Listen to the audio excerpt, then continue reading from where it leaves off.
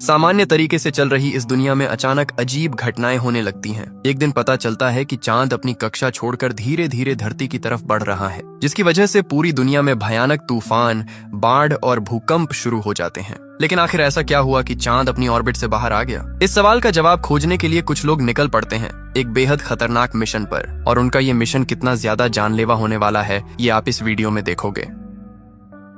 Movie की शुरुआत में हम देखते हैं कि नासा एक स्पेस मिशन लॉन्च कर रहा है। असल में चांद के पास मौजूद एक सैटेलाइट में खराबी आ गई थी, जिसे ठीक करने के लिए 3 एस्ट्रोनॉट्स को स्पेस में भेजा जाता है। यहाँ हम ब्रायन हार्पर को देखते हैं, जो काफी खुशमिजाज इंसान है। दूसरी तरफ एलिसन मार्कस अपने काम को लेकर बहुत ज्यादा सीरियस रहती है, और इनके साथ मौजूद है जो फाउलर, जो स्पेसशिप के अंदर से दोनों की मदद कर रही होती है। इसी दौरान पता चलता है कि जो कि कुछ ही दिन पहले शादी हुई थी और उसे अपने हनीमून पर जाना था, लेकिन वो यहाँ स्पेस मिशन पर आ गई। ब्रायन मजाक करते हुए उससे कहता है कि तुम्हारा पति जरूर तुम्हें अभी मिस कर रहा होगा। उन तीनों की बातचीत और काम करने का तरीका देखकर साफ समझ आता है कि वो अपने काम को काफी एंजॉय कर रहे हैं। लेकिन तभी अचानक उनके स्पेसशिप में कुछ गड़बड़ होने लगती है, और उसी वक्त मार्कस दूर अंतरिक्ष में एक अजीब चीज को उनकी तरफ आते हुए देखती है। वो किसी काले झुंड की तरह दिख रहा था, लेकिन इससे पहले कि वो लोग कुछ समझ पाते, वो झुंड सीधे उन पर हमला कर देता है। अचानक हुए इस हमले से सब लोग घबरा जाते हैं। हमले की वजह से मार्कस काफी दूर जा गिरती है और उसका सेफ्टी केबल भी टूट जाता है। अब वो तेजी से अंतरिक्ष में बहने लगती है।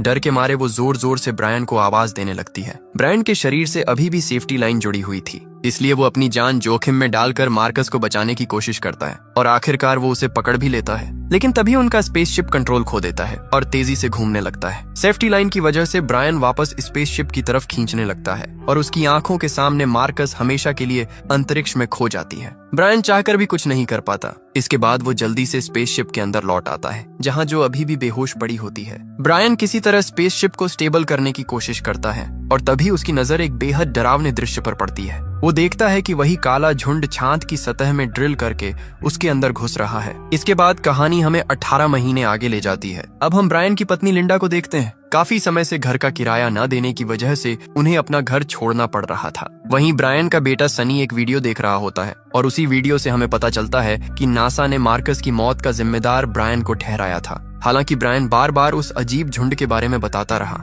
लेकिन नासा में किसी ने भी उसकी बात पर भरोसा नहीं किया। सबका मानना था कि हमला शायद किसी एस्टेरॉयड या सोलर स्टॉर्म की वजह से हुआ होगा, लेकिन अगर ऐसा होता तो मार्कस की मौत उस तरह नहीं होती, और उस वक्त जो बेहोश थी, इसलिए वो भी सही तरीके से कुछ बता नहीं पाई। इसी वजह से नासा ने पूरा दोष ब्रायन पर डाल दिया और उसे नौकरी से निकाल दिया गया। इस घटना का असर उसकी पर्सनल लाइफ पर भी पड़ा। उसकी पत्नी उसे छोड़कर चली गई। इसके बाद कहानी हमें 12 साल आगे यानी वर्तमान समय में लेकर आती है। यहाँ हमारी मुलाकात होती है कैसी हाउसमैन नाम के